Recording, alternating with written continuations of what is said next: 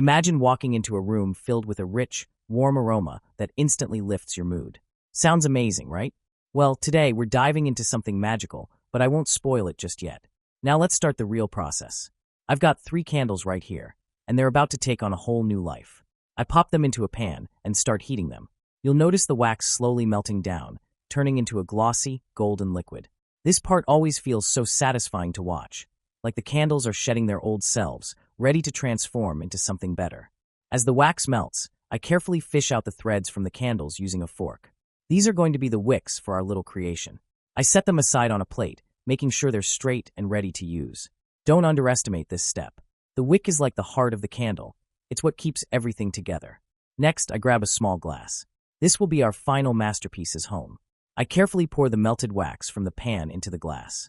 You've got to do this slowly and steadily to avoid any spills. It's all about precision here. Once the wax is in, I take one of the threads and place it right in the center of the glass, holding it steady for a moment to make sure it stays in place. Now for the secret ingredient, coffee. I add 1 tablespoon of coffee into the liquid wax. Watching it mix in is like watching 2 worlds collide.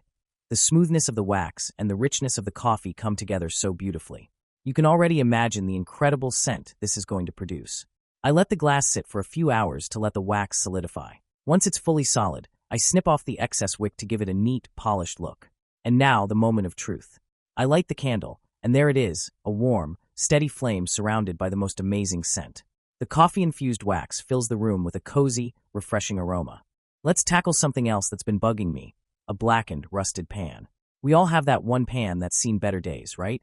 The backside is a mess, covered in stubborn black stains and rust that make you question why you haven't thrown it away yet. I've got a magical cleaning trick to make it look brand new, and it's easier than you think. I grab a plate. It's like we're setting up for a cooking show, but instead of food, we're whipping up a pan-cleaning potion.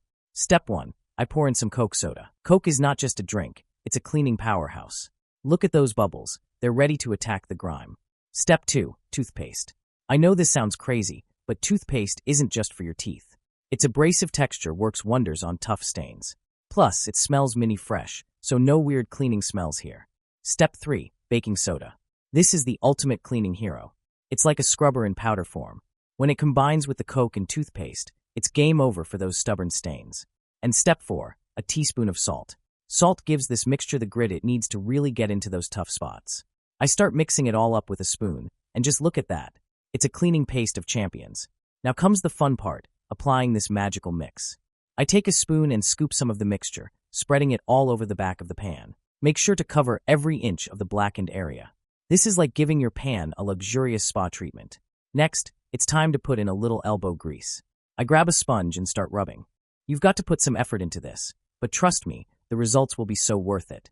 The mix starts working instantly, breaking down all that black grime. Keep rubbing, don't stop. It's oddly satisfying to see the stains melt away. Finally, after a good scrubbing session, I rinse it off and look at this. The back of the pan is shiny and clean, almost like it's brand new. No black stains, no rust, just pure, gleaming metal.